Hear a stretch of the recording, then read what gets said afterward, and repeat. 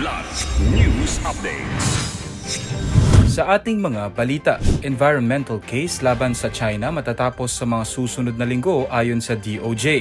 Pangingisda ay pinagbabawal sa New Washington, Aklan dahil sa oil spill incident. At 4,700 flood control projects tinapos ng pamahalaan bilang preparasyon sa rainy season. Ako po si Cesar Soriano, kasama ang buong puwersa ng Kidlat News Channel para ihatid ang mga nangunang balita sa buong kapuluan ngayon. Ilang linggo na lamang ang hihintayin bago matapos ng Department of Justice o DOJ ang environmental case na isasampa ng gobyerno laban sa China ukol sa mga pinsalang natamo sa ecosystem ng West Philippine Sea o WPS. Kumpiyansa si Justice Spokesperson Miko Clavano na kanilang mabubuo ang complaint kasama ang attachments na ebidensya sa lalong madaling panahon. Dagdag ni Clavano, malaki ang tulong ng Solicitor General para mas mapadali ang pagbuo ng kaso. Bagamat hindi pa nabanggit ng spokesperson kung kailan ang target date ng filing. Matatanda ang una nang sinabi ni Justice Secretary Jesus Crispin Remulla ang plano ng gobyerno na magsampa ng kaso laban sa China noong September 2023. Matapos kumpirmahin ng Armed Forces of the Philippines Western Command na mayroong malawakang coral harvesting sa WPS.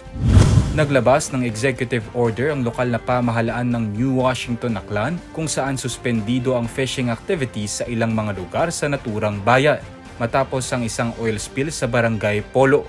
Nagmula sa isang vessel na pagmamay-ari ng Metallica Shipyard ang oil spill na naganap noong May 26. Sa report ng Philippine Coast Guard o PCG, tinatayang 150 litro ng langis ang nabuhos sa katubigan ng naturang bayan.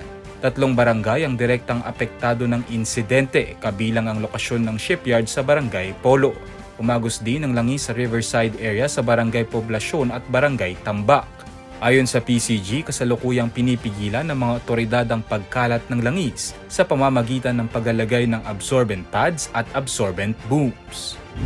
Natapos lang kamakailan ang mahigit 4,700 flood control projects bilang parte ng preparasyon ng pamahalaan sa pagsisimula ng panahon ng tag-ulan. Ayon kay Task Force El Niño spokesperson, Assistant Secretary Joey Villarama, mayroon ng nakumpletong 4,712 flood control projects ang Department of Public Works and Highways o DPWH. Bukod pa rito, mayroon pang 4,100 na proyektong kinukumpleto. Nag-umpisa na rin ang Department of Environment and Natural Resources o DENR sa kanilang clearing operation sa waterways at floodgates para makontrol ang pagbaha.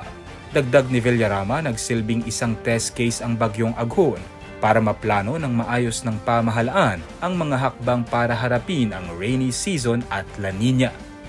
Para sa Kidlat News Update, Renz Zalinon, nag-uulat.